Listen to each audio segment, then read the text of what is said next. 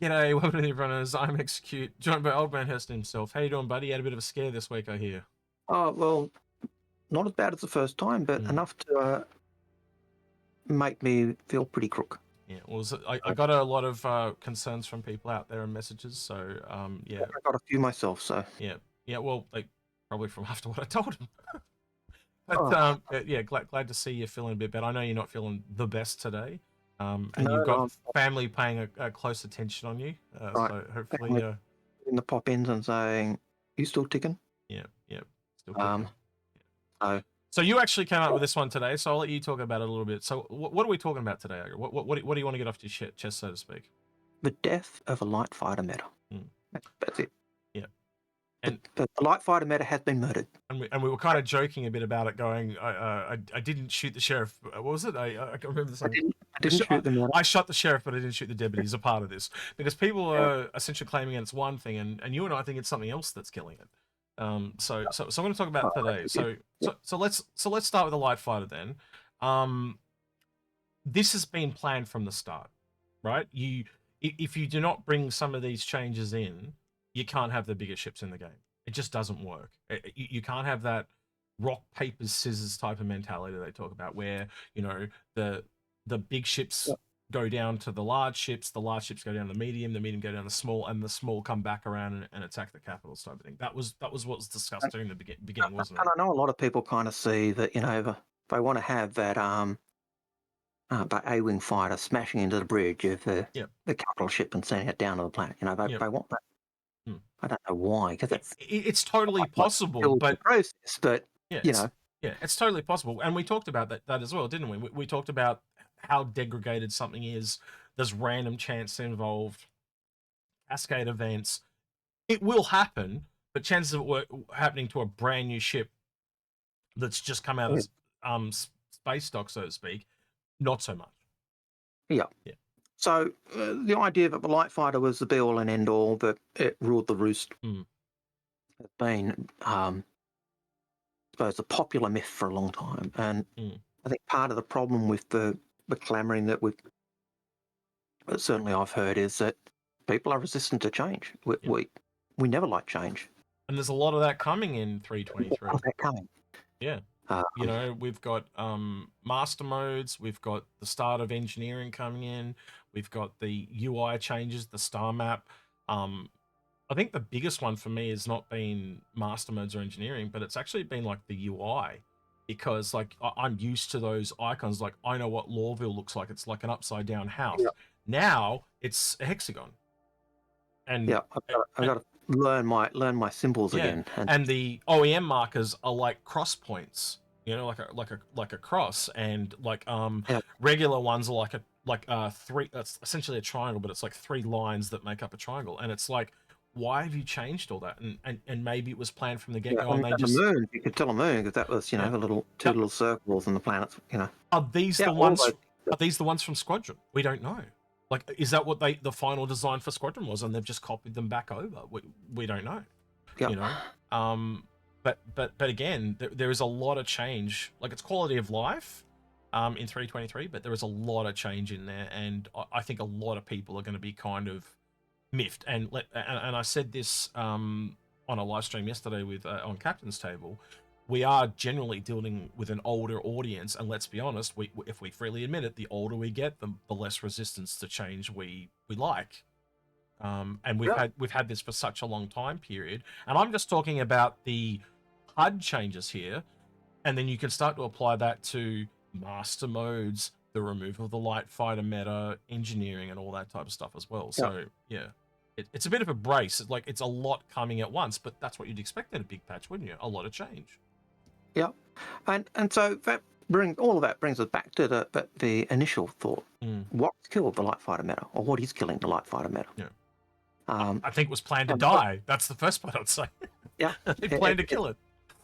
The plan is to kill it, and I think a lot of talk has been that master modes is doing it, just because of the way the flight modes work, and shields having to come on and off, and the bigger ships having more hit points, and all of those factors that I've heard bandied around. But I don't think that's the big one. I think the big thing that's going to kill the light fighter meta and make the light fighters trash in many ways is the fact that engineering is coming in. Yep, and I agree with you on that wholeheartedly. And I think mainly because you look at all the light fighters, you look at the Hawk or the Mirais or the Furies or even the Gladius, and all the components are held outside. Yep. Yes, they might be even installed in the ship, but you go outside and open the bay and get access to them. Yep. So if your components go down, I think the other part of that is just like all the other changes that are coming, right? You add all the sum of its parts, like all the different components coming in, the guns are actually working differently, the components, as I said, sub-components as well. You bring all that in and it starts to multiply out ridiculously, like how customizable these ships are going to be. You add things like space anomalies and in atmosphere, outside atmosphere, you start to realize very quickly what we had doesn't work. It was this really narrow kind of overview, or almost like a test bed of what, cool, this works, this is the prototype, how can we customize this and expand it, right? And as soon as you expand it, even just adding one of the things we've mentioned, like master modes, engineering, or armor, right? And all the components and stuff, it just changes it completely. Yeah. Like you have to, not even getting to the fact that, and I haven't even mentioned different sizes of ships, right? As you brought up, you bring all those things together and you realize we were looking at like a tiny little preview sliver of what this is going to become. And you quickly realize when you start to connect all the dots, as you and I often talk about and doing, is it's when you start to try and look at it in the sum of its parts, it never would have worked in such a narrow view. No, well, just a classic thing. You're flying your light fighter. You take a couple of shots. Those shots damage one of your components or damage your even now, just a plain wing blown off can totally change it, and we're not even talking about anything else. That's just what's there now. But even you've got your wings, but you've lost your component. You've lost your one of the slot, the little avionics, is that what you're talking about? The avionics, little card that goes in, the modules you can put into the upgrade blade, stuff. the blade, the blade, right? That gets damaged or it wears out while you're fighting. You can't stop the fight to get out of your ship and repair it. You have to survive a fight with your damaged ship. Well, it's not a big ship. Well, even if you go slightly bigger, Algared, not to a big one, just to a ship that's got internals, that makes a difference. Oh, that's what I'm saying. Even if you've got internals on your ship, and you've got a second person, that person can go and repair those components, or maybe you can get on repair those components and leave your pilot seat. And so it really does change the light fighter meta. The light fighters have this very limited, very acute, I suppose, time where they can be all powerful in a new combat. Smaller, harder to hit, faster movement, but it comes at that not able to repair as much. Like, oh God, it's almost like that's rock, paper, scissors, and it's balanced. You talk strange language. How dare you talk this? It sounds like something that a couple of guys on a channel with a Running Man have been saying for years. But so, and I was really thinking about this after Inside Star Citizen, and it really clicked that the light fighter meta really hasn't been killed by master modes as people have played. It's going to be killed by engineering. That's the thing that's really going to have an impact. It's almost like master modes is shooting them and they're injured, and engineering's just walking in with an axe and just completely taking the head clean off. Yeah. And I think engineering, the other part of that engineering, sorry to kind of stop you there, is engineering is essentially, the other part I would add in engineering, and you tell me if I'm wrong here, is the multi-crew element. That is the other part that I would add in there. Yeah, well, even as I was just saying before, the fact that if you've got a second person on a ship, they can go and carry out that engineering process. Yeah. But this also raises something that often you hear not talked about, or you don't hear talked about or you hear the ship being maligned as being a piece of rubbish. The Vanguard. Yeah. And the Vanguard not only has multi-crew, but it's got multiple components. It's got redundancies in its components. I think not only can you repair them, but it's not the only one. Like, I'm thinking of ships that have 2 coolers, or you even start to think of like a ship that has a size 2 cooler, for example, and then a ship that has like 3 size 1 coolers. All of a sudden, you can start to see, wow, there's now advantages to both. yeah. You know, one's got redundancy, one does not. You know, so I can maybe turn one of my coolers off and keep it in a pristine state as a backup, and then jack it in when the fight's going bad, or again, the single size 2 goes out, but only one of the size 1s goes out. You can start to see straight away like, yes, you are slightly weaker than the size 2, but you've got redundancy.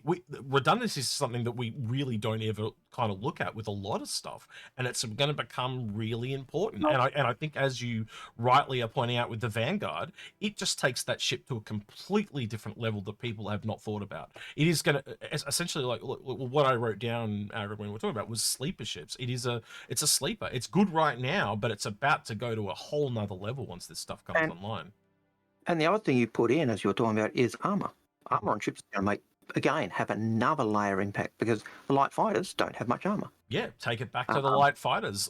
Look how much it's going to break up ships like, say, the Saber and the Hornet. They're going to change drastically, because the Hornet has it and the Saber relies more on shields.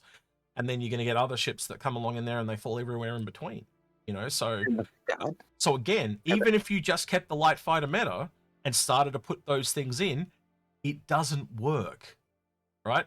And so when you start to expand this out to include all the ships that they've sold that are funding this game, the old system just doesn't work, right? So no matter how much you complain about master modes, right, there are other things that are coming that are killing it. That's like, just, you know, that might be the flick of the scalpel that started it, but engineering and multi-crew are just coming in and just like wiping out the entire planet. Like, it's gone.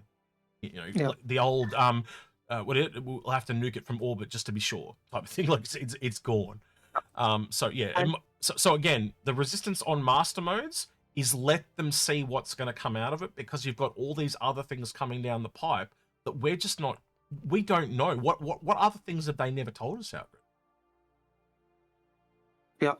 You know, we can't comprehend. We've got enough rope to hang ourselves, but not enough to articulate all the moving pieces. And we know they're wanting to increase the time to kill of the big ships.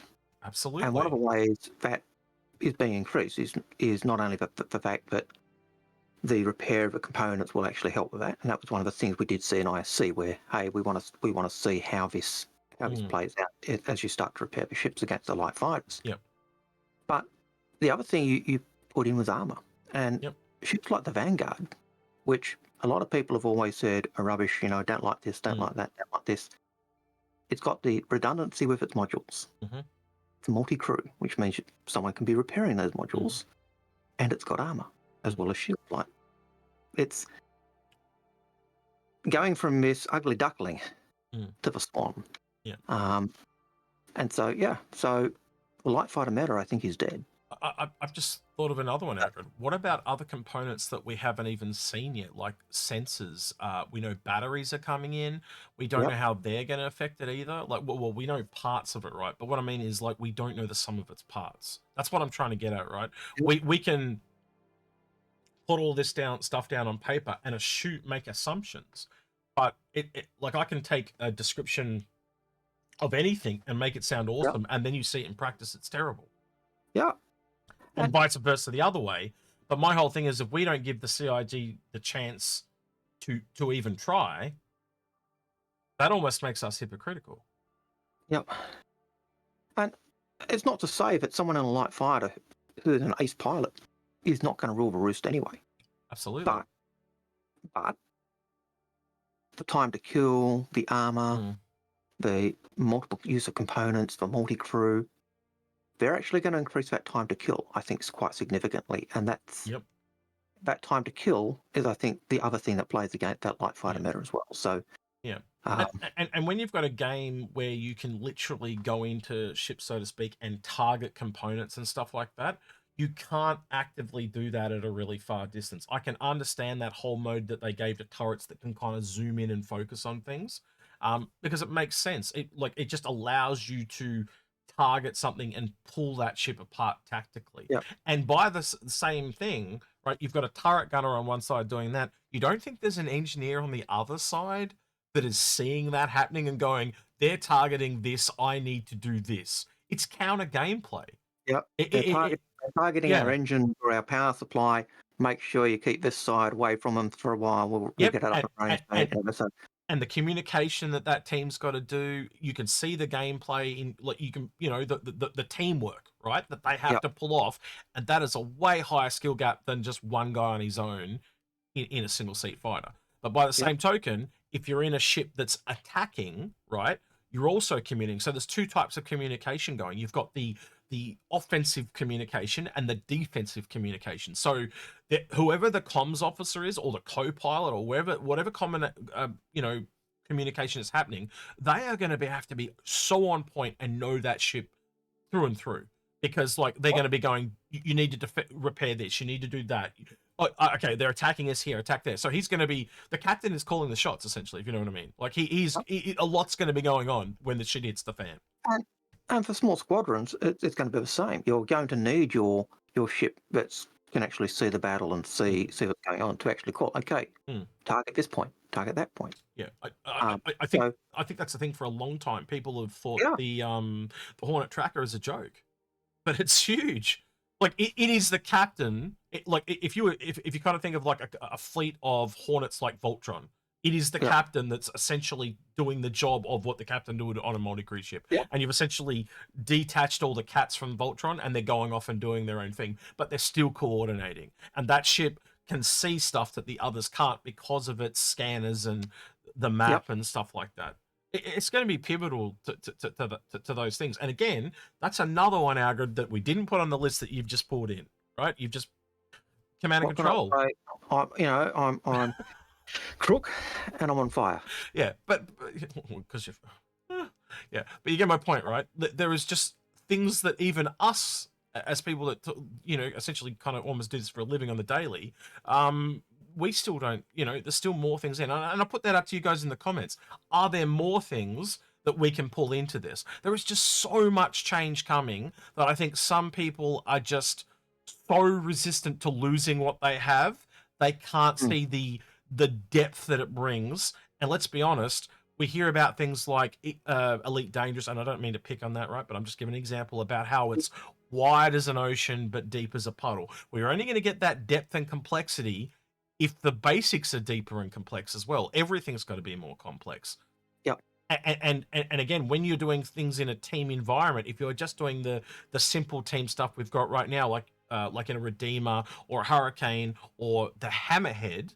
Now, look, does that, you put everything you and I are talking about today into the terms of a Hammerhead, and doesn't that start to change your perspective on that ship quite drastically? It's not just a security ship anymore. When the shit hits the fan on that ship, there is comms going everywhere. Those turret gunners are talking like mad.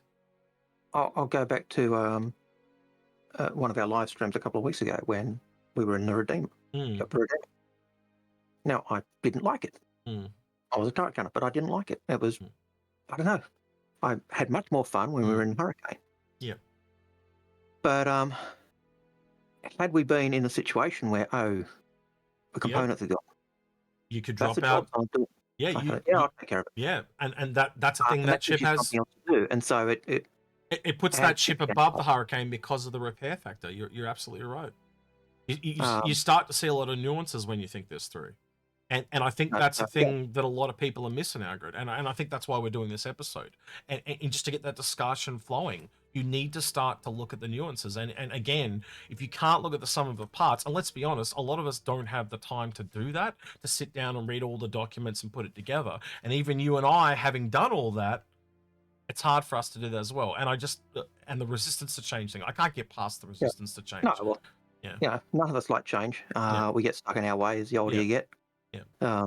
But like you said, I still think those people that are really awesome at PvP will still continue to be really awesome at PvSP. They've just got to learn some new tricks. And I think, honestly, when it all kind of the dust settles, it's going to have so much more variety. You're not just going to go, this ship is the meta, because every situation you're going to want a different ship.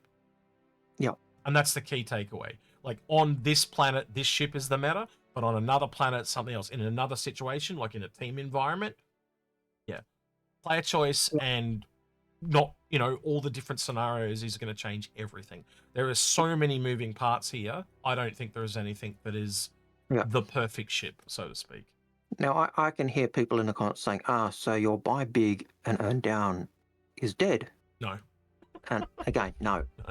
No. Because even in that situation, I think solo pilot in a larger ship, not necessarily an Idris or a Javelin, will be able to, like a solo pilot in a Corsair or a Connie or a Redeemer, will still be able to function. They'll still be able to do some stuff. Yeah.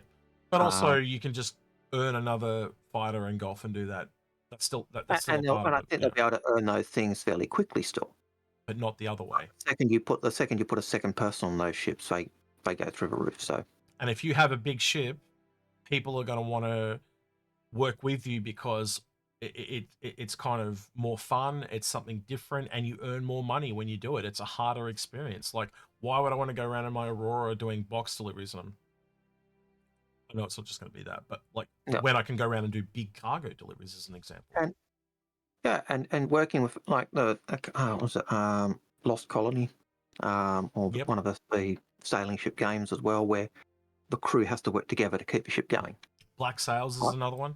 And that actually, I'll be honest with you, Black Sails is probably akin to what we have now, a lot simpler, and it doesn't have that depth, right? So that's what you'd be getting if it kind of stayed what it is now. But adding all those components and complexities, it just takes it to another level way beyond that, where every ship, like you can have a Vanguard versus a Vanguard, and they are completely, utterly different in every single way, other than the fact that they're Vanguards, because the components, the layout, the guns, like you can. We haven't even got in our if you have your main component as this and your redundant component as this.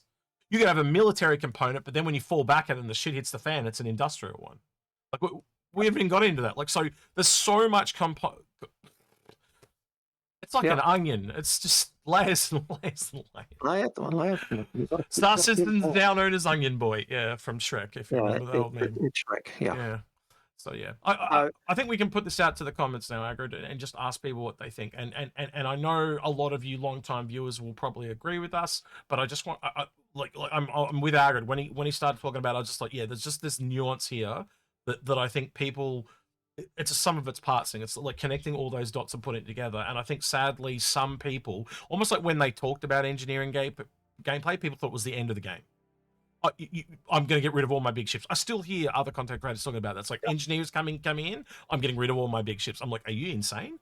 Like, they are the kind of ships that you really want to play, because the teamwork and the game is there. Like, 100%. The first ship I really went for, Algared, was the Connie, and I've talked about this to you before, because my dream was that 4-player working together dream on a Connie, and it's just escalated 100%. To other ships. Like, can you... doing it on a Kraken or an Idris or a Javelin, like just the teamwork, making the dream work type of thing. Like, it's the same in any raid in WoW or any MMO. Like, when you pull off one of those boss kills and you've all had all those people working together and it's all going to be done in this fancy dance, it's so satisfying. Exactly, and I 100% agree. I'm the same. First ship I got was a Connie, specifically because I thought it's 4 people. Yeah. We've got a light fighter we can go at in. We've got turrets. We've got gameplay for everybody. Yeah. Well, let me put it this way: how satisfying those bass kills are in WoW. Imagine how much more satisfying it's going to be when it's another player's team. So if it's Javelin versus Javelin, like, you're not just fighting AI, you're fighting when you go from PvE to PvP, like, they're smart. They're not stupid, like, so when you got a whole team of people versus a whole team of people, the satisfaction level is just going to be off the charts. And I think, like, in the very first Xeno threat, we got a taste of that. Yep. You remember the big fleet battles where you could go in with a light fighter, a solo ship, and do whatever. Yeah. But you also found if people were going in hammerheads, fully crewed hammerheads or fully crewed retaliators. Yeah. And I was surprised when I went in with a fully crewed retaliator and was a turret gunner on a fully crewed retaliator. It was chalk and cheese. The shit was so much more powerful than I'd ever thought it was. And how much more fun do you have just interacting with even if it's just your mates and interacting? Like it's one of the things we've heard for the longest time. It's all the people you've met along the way in this game so far. So you take that and then just up the gameplay as well. It just dials it up to 11. When I was on the ships in that Xeno threat, I was on pickup groups. Yeah. I was using my ult, so no one even knew it was me. I wasn't on voice either, so. But it was hell of a fun. And that's how you make new friends too, don't you? Like I'm sure, I'm gathering you made at least one friend doing that. Oh, yeah. But yeah, so anyway, going back to putting it to you guys, what do you think? What do you think is killing the light fighter meta? Are we on point? Are we leading you down a garden path and going to mug you in the alley? Or have we missed something? Yeah. Tell us what you think in the comments. Yeah, I'd say the same thing. Yeah, just let us know your thoughts and share them below, and you know, I want to check them out. But yeah, I think we have to give them the chance to try what they're doing, and I think it would be very hypocritical of us to not trust them somewhat to see how far they've gone and not let them at least attempt their vision.